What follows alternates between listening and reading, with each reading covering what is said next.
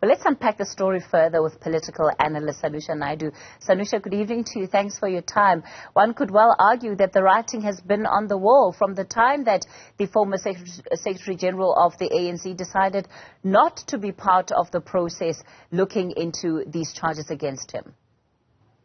Good evening, Kathy, and good evening to the viewers. I think you're right. I think, this has been a protracted issue within the ANC around the former Secretary General, particularly the way in which it has played out both internally as well as within the external environment of the party. We know that the former Secretary General had taken the party to the court to decide whether his expulsion was legal. I think that was dismissed, and now it's left to the internal structures, as said in the insert, that it will be decided internally as to whether he can appeal this decision. So I think what has been a protracted set of issues that have culminated in what we see now as the expulsion, as a formal expulsion of the former Secretary General. Actually, we shouldn't think about this as being something that will be laid to rest or something that will go away. I think the former Secretary General is a very tenacious individual and will continue to try and fight this on every battleground that he could find to try and discredit the process, but at the same time try and renew his credibility and legitimacy and say he's fighting a party that is in itself in a state of crisis and in a state of incredible levels of unraveling its own internal structure. So I don't think this is going to go away very soon, but what does this mean then in terms of taking the party further into a very untenable position and furthering its own kind of dismantling of itself in terms of its architecture, its institution and its credibility? The difficulty, Sanusha, with the argument you're presenting in terms of what he might do is that he'll also then be expected to answer why he decided not to be part of the process. So why not make representations? Why not give reasons for why you shouldn't be expelled? The party could argue that it's followed every step it's needed to, and he simply did not come on board.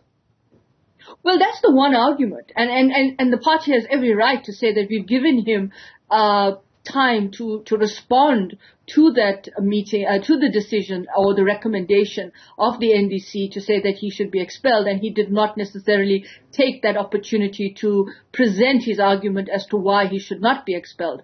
But then if we flip it on the other side, Kathy, we know that this has been an incredible slinging match as well of discrediting each side. I mean, the proponents and opponents in this whole battle has always been about how do you utilize the machinery of discrediting the process. And I think that's going to be something that he's going to kind of use as his kind of hit back towards the party to say, well, I didn't actually believe the process was legitimate in the first place. I didn't actually give it credibility. Or it was somehow, he'll try and find a way to try and undermine its credibility. And I think that is why we see the state of crisis as well internally in the party, because it's kind of come to this point where it's pitted against different dynamics of how individuals and personalities have projected their sense of understanding of whether it's the step-aside rule, the interpretation, the lost in translation, in terms of how they actually hold themselves accountable to the very same institutions that they feel are accountable for others, but not for them.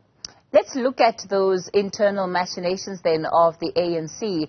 Somebody like Ace Magashule, who was very, very much seen to be at the forefront of a particular faction. This is before his expulsion especially, or rather before his suspension rather, from the party.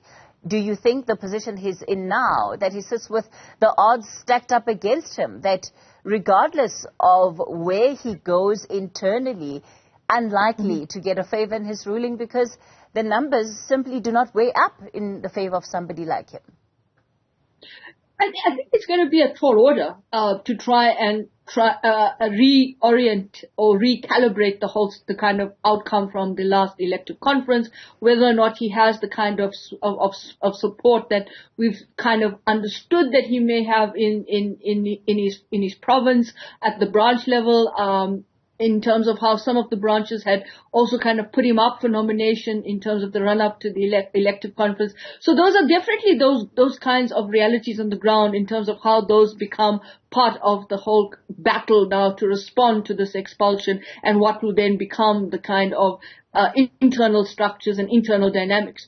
But I think it's going to be one in terms of the faction you mentioned. I think that in itself has also kind of found a way to reorientate themselves in different contexts, in different ways, whether or not they move out of the party to try and decide whether they're going to utilize the space in engaging with other political parties as a way to find traction for themselves.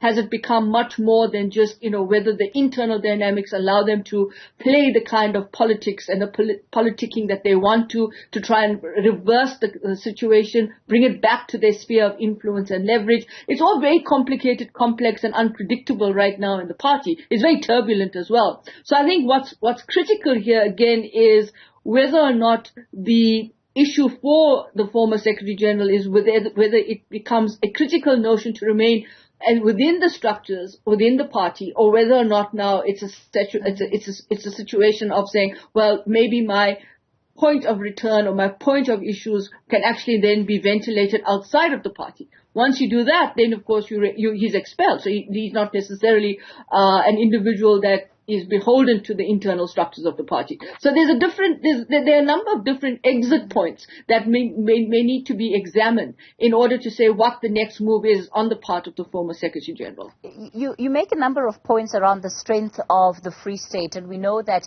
that is a province that has seen declining numbers of ANC support, all happening under Ace Magashule. In fact, you go to the Free State now, you don't have a single clean audit coming through from a local government level. You have municipalities in the majority placed under administration. So a compelling personal case for somebody like Ace Magashule for why he would want to stay in the ANC after everything that has happened. What would that be from the outside looking in, Sanusha? It's a difficult, for me, it's the track record and the fact that you mentioned that they've had serious deficiencies in their auditing issues, the question of support and the declining support. The Free State is a very, very difficult place. I think it's a matter of pride. We must not ignore the fact that pride is a very, very heady thing. It's a spectrum where people really feel that to leave the party in this kind of manner actually is a dent to someone's pride. And so I think to a large extent that becomes a critical point in which there will be the sense of saying, well, I want to stay and fight it out till the end. But of course, that also means that you're going to take the kind of body blows that are going to come. You're going to actually ask yourself, is it really the value proposition I want? Is it worth it in the end? And so forth. But at the same time, I think there will also be the question of saying, well, how much is it worth to stay in the party and how much is it worth to stay out of the party? And I think those kinds of internal, external dimensions and that kind of interweaving between those two spaces and spectrums will become interesting for Mr. Ace Magashule. In other words, to say, well, you know what, the party has basically announced its decision. It's made a decision. It's expelled me from the party. How much do I want to stay in? Or would it be better now that I can play a much more critical role outside of the party and actually be a critical actor which can play a role where I can actually be a kind of, an Achilles heel to the party outside of the party instead of being within the party. So it's really these two things, I think, for someone like Mr. Magashule, in terms of the pride, the issue of, how this has actually may have hurt him in terms of going forward and its credibility, is the question of, do you restore it within the party or do you want to restore it outside of the party? Sanusha, my final question to you then becomes around consistency. I think there are many, especially if we look at going into the conference last year, that found legitimacy with an argument around consistency, where the step-aside rule is concerned, how disciplinary processes against certain individuals are handled by the organization. That to me seems like something that the ANC is going to have to contend with in order to show that there isn't a witch hunt effectively against certain individuals. Yeah, and I think your point about the inconsistency is really something that is going to be a vexing issue for the ANC. It has been a vexing issue for the ANC because of the way in which the interpretation of the step-aside rule has been considered. I mean, there's been a lot of different interpretations of when does the step-aside rule become applicable. How does the step-aside rule be used as a way in which members have to remain accountable in terms of structure? And there's been a whole lot of lost in translation as well. And that inconsistency of interpretation in the step-aside rule has led to these questions of what you are talking about as bias around particular individuals, bias towards particular individuals, etc. So I think at the end of the day, the challenge is really around not necessarily only the fact that this disciplinary committee had found this ruling and made this ruling because of the circumstances and the institutional circumstances that prevailed, but it's also the fact that they have to get their house in order in terms of the way in which interpretation of rules are applied. And I think this is where, again, it becomes an issue of complete lack of trying to find a level in which members are feeling comfortable with the way the rules of the NDC are applied, but also in terms of the way in which the rules are then implemented in practice. So I think it's going to be one that's not going to go away anytime soon, and it will remain as a contentious set of questions for the ANC to deal with as it moves forward. Sanusha Naidu, we'll leave it there for tonight. Thanks for your time.